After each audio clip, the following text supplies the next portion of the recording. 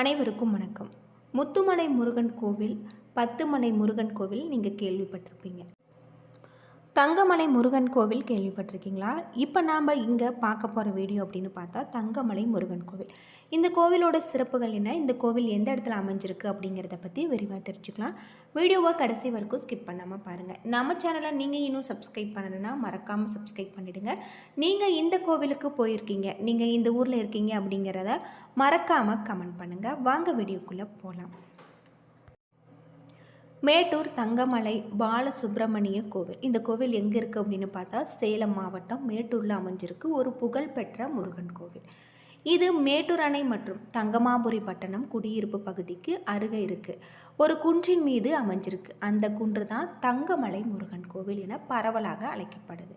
மேட்டூர் அணைக்கு வரக்கூடிய சுற்றுலா பயணிகளால் அதிக பார்வையிடக்கூடிய ஒரு இடமாக இந்த தங்கமலை முருகன் கோவில் அமைஞ்சிருக்கு. பொதுவாக இந்த கோவிலுக்கு ரயில் நிலையத்திலிருந்து வரணும் அப்படின்னு பார்த்தா 2 கிலோமீட்டர் தொலைவில் தான் தங்கமாபுரி பட்டணம் என்னும் இடத்துல அமைஞ்சிருக்கு. இங்கே மூலவர் அப்படின்னு பார்த்தா சுப்பிரமணியர். மேட்டூர் அணை மற்றும் அதனுடைய அழகிய சுற்றுப்புறங்களில் காணக்கூடிய ஒரு உயரத்தில் இந்த கோவில் அமைஞ்சிருக்கு அப்படின்னு சொல்லலாம். இப்போ நாம் அந்த வீடியோவில் இந்த கோவிலுக்கு தான் போயிட்டுருக்கோம். பல்வேறு சிறப்புகளை கொண்டிருக்கக்கூடிய ஒரு கோவிலாக இருக்குது. இந்த கோவிலில் பாலசுப்ரமணிய சுவாமி சன்னதி, விநாயகர், ஆஞ்சநேயர், ஐயப்பன், துர்க்கையம்மன், ஈஸ்வரர், பெருமாள், ஸ்ரீதேவி பூதேவி, நவகிரகம், சனீஸ்வரர், அது மட்டும் இல்லாமல் இங்கு பல்வேறு சிறப்புகளை கொண்டிருக்கக்கூடிய வகையில் இந்த கோவில் அமைஞ்சிருக்கு. இந்த கோவிலில் கும்பாபிஷேகத்திற்கான வேலைப்பாடுகளும் நடைபெற்று வருது. கூடிய விரைவில் கும்பாபிஷேகமும் நடைபெறும். பொதுவாக நாம் பழனி மலையில் தான் இடுமனுக்கு தனி சன்னதி இருக்கிறத கேள்விப்பட்டிருப்போம்.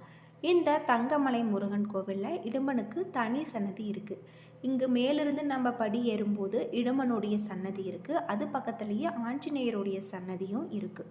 இன்னும் கொஞ்சம் நம்ம மேலே போனோம்னா மூலவருடைய சன்னதியை நம்ம பார்க்கலாம். இந்த கோயிலோட சிறப்பு அப்படின்னு பார்த்தா இங்கு நடைபெறக்கூடிய பூஜைகள் அப்படின்னு பார்த்தா தைப்பூசம் முக்கிய திருவிழாவாக நடைபெறுது. அது மட்டும் இல்லாமல் கார்த்திகை மாதம் 6வது நாள் சூரசம்ஹாரமும் இங்கு விழாவாக கொண்டாடுறாங்க. இப்போ நாம் இங்கே பார்த்துட்ருக்கிறது தான் முருகப்பெருமானுடைய மூலவருடைய சன்னதி. பிரகாரத்தை சுற்றி வந்தோம்னா ஐயப்பனுடைய 18 படிகளில் 18 படிகளுக்கு மேல் ஐயப்பன் காட்சி கொடுக்கக்கூடிய ஒரு அபூர்வ காட்சி தான் இப்போ நம்ம பார்த்துட்ருக்கோம். சபரிமலையில் இருப்பது போல் 18 படிகளுக்கு மேல் ஐயப்பன் இங்கு காட்சி தராரு. இந்த ஐயப்பன் சன்னதிக்கு அடுத்தில் பெருமாள் சன்னதி இருக்குது. ஸ்ரீதேவி பூதேவி இங்கு காட்சி தராங்க அப்படின்னு சொல்லலாம். கருடாழ்வார் அவர்களை வணங்குவது போல் ஒரு சிற்பமும் இங்கே இருக்குது. அதுக்கப்புறம் காலபைரவருக்கு தனி சன்னதி, காலபைரவர் சன்னதியை அடுத்து சனீஸ்வரருக்கு தனி சன்னதி இருக்குது. சனி பகவானால் ஏற்படக்கூடிய பாதிப்புகளில் இருந்து நாம் விடுபட இங்கே வந்து சனீஸ்வரருக்கு எல்தீபம் ஏற்றி வழிபட்டு வரலாம். பல்வேறு சிறப்புகளை கொண்டிருக்கக்கூடிய ஒரு கோவிலாக அமைஞ்சிருக்கு. கோவிலுடைய வேலைப்பாடுகள் நடைபெற்று வருது. கும்பாபிஷேகம் விரைவில் நடக்கிறதாகவும் சொல்லியிருக்காங்க. சனீஸ்வரர் சன்னதிக்கு அடுத்ததாக நவகிரக சன்னதியும் இருக்குது. நவகிரகங்களிலிருந்து பாதிப்புகளில் இருந்து நாம் விடுபட இங்கு நவகிரகத்தை 9 முறை சுற்றி வந்தோம்னா நம்முடைய பாதிப்புகள் அனைத்தும் விலகக்கூடியதாகவும் நவகிரக தோஷம் நீங்கக்கூடியதாகவும் இருக்குது. அதற்கப்புறமா நம்ம கோவிலை சுற்றி வலம் வந்தோம்னா முருகப்பெருமானுடைய மந்திரங்கள் 108 முறை எழுதியிருக்காங்க. வேல் வைத்து 108 பதிகங்கள் இருக்குது. இந்த மந்திரத்தை நம்ம உச்சரிப்பதன் மூலம் நம்முடைய வாழ்க்கையில் இருக்கக்கூடிய அனைத்து விதமான பாவங்களும் தீரும். பக்தர்கள் முருகப்பெருமான வழிபட்டு ஆஞ்சநேயர் இப்படி எல்லா கடவுளையுமே வழிபட்ட பிறகு இங்கே அமர்ந்து நம்ம இந்த மந்திரத்தை மனதார 108 முறை சொன்னோம்னா நம்முடைய வாழ்க்கையில் இருக்கக்கூடிய பிரச்சனைகள் அனைத்துமே தீர்வும். அது மட்டும் இல்லாமல் முருகனின் அருள் நமக்கு கட்டாயம் கிடைக்கும். நிறைய பக்தர்கள் இங்கு அமர்ந்து முருகனுக்குரிய இந்த மந்திரத்தை உச்சரித்து வராங்க. ஓம் வடிவில் இந்த மந்திரம் இருப்பது இன்னும் சிறப்புக்குரிய ஒன்றாக இருக்குது. அந்த ஓம் எழுத்துக்குள்ள இந்த 108 மந்திரங்களும் அடங்கியிருக்கு. அதில் முருகனுக்கு உகந்த வேல் இருக்குது அப்படின்னே சொல்லலாம். இந்த மந்திரங்களை உங்களுக்கு உச்சரிக்கும் பொழுது உங்களுடைய வாழ்க்கையில் நீங்கள் எதிர்பார்க்க முடியாத பல அதிசயங்கள் நிகழக்கூடியதாக தான் இருக்குது. இந்த மந்திரங்களை உங்களுக்கு உச்சரிக்க தெரியாமல் இருந்தாலும் நீங்கள் ஓம் சரவணபவம் எனும் மந்திரத்தையும் இங்கே அமர்ந்து நீங்கள் 108 முறை உச்சரித்து வாருங்க. நல்ல ஒரு மாற்றம் உங்களுடைய வாழ்க்கையில் முருகப்பெருமானால் கிடைக்கும். பக்தர்களுடைய வேண்டுதலை நிறைவேற்றி தரக்கூடிய ஒரு கோவிலாக தான் தங்கமலை முருகன் கோவில் அமைஞ்சிருக்கு. அடுத்ததான் இங்கு சிவபெருமானுக்கு தனி சன்னதி. இங்கு நந்தி பெருமாள் சிவபெருமானை பார்த்திருப்பது போல ஒரு அழகான ஒரு சிற்பம் இருக்குது. அது மட்டும் இல்லாமல் இங்கே நம்ம வேண்டுதல் வச்சோம்னா கட்டாயம் சிவபெருமானின் அருளால் நமக்கு அனைத்துமே நிறைவேறும். அது மட்டும் இல்லாமல் பிரதோஷ வேளையில் இங்கு சிறப்பான பூஜைகளும் நடைபெறுவதாக சொல்லப்படுது. சிவலிங்கத்தை நந்தி பெருமாள் பார்த்திருப்பது போலவும் இங்கு நாம் சென்று வழிபடுவதன் மூலம் நம்முடைய வாழ்க்கையில் எதிர்பார்க்க முடியாத அளவுக்கு பல அதிசயங்கள் நடக்கக்கூடிய வகையில் தான் தங்கமலை முருகன் கோவில் அமைஞ்சிருக்கு. முருகன் வழிபாடு மிக முக்கியமான ஒரு வழிபாட்டு முறையாக தான் இருக்குது அப்படின்னே சொல்லலாம்.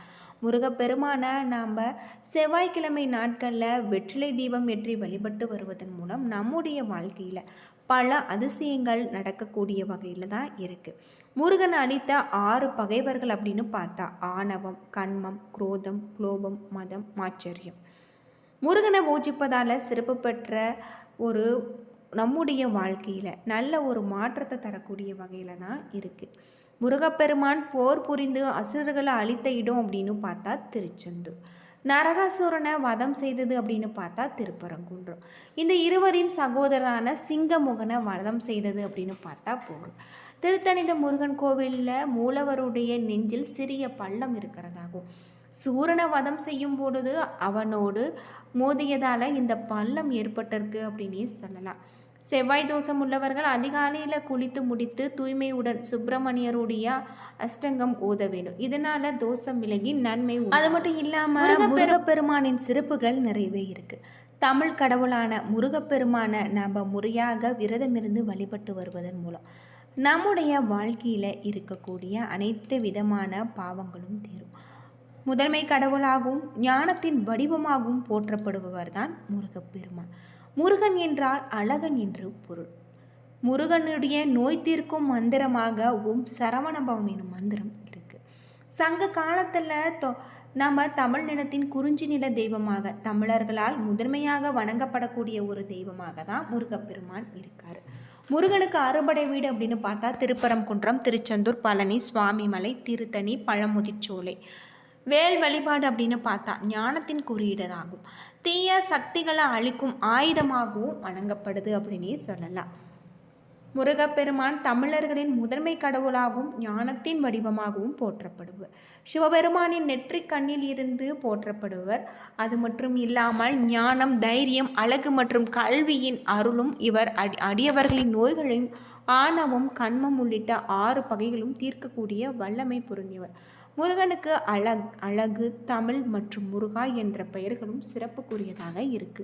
சுக்குக்கு மிஞ்சிய மருதும் இல்லை, சுப்பிரமணியருக்கு உகந்த தெய்வமும் இல்லை அப்படின்னு சொல்லலாம். அப்படி முருகப்பெருமான நாம் முழு மனதோடு வழிபட்டு வருவதன் மூலம் நம்முடைய வாழ்க்கையில் நல்ல ஒரு மாற்றம் ஏற்படும். அனைத்து விதமான பாவங்களும் தீரும் அப்படின்னு சொல்லப்படுது. இந்த கோவிலுக்கு நீங்கள் போயிருந்தீங்கன்னா மறக்காமல் கமெண்ட் பண்ணுங்கள். அது மட்டும் இல்லாமல் இந்த கோவிலுடைய வேலைப்பாடுகள் நடைபெற்று வருது. கும்பாபிஷேகம் விரைவில் நடக்கக்கூடியதாக சொல்லப்பட்டிருக்கு. கும்பாபிஷேகம் நடக்கும் பொழுது அங்கு நடக்கக்கூடிய பல அதிசயங்களை பற்றியும் நாங்கள் வீடியோ போடுறோம். நீங்கள் பார்த்து பயனடைங்க. வீடியோ பிடிச்சிருந்தால் லைக் பண்ணுங்கள், ஷேர் பண்ணுங்கள், கமெண்ட் பண்ணுங்கள். நம்ம சேனலை சப்ஸ்கிரைப் பண்ணலைன்னா மறக்காமல் சப்ஸ்கிரைப் பண்ணிவிடுங்க. நன்றி நண்பர்களே.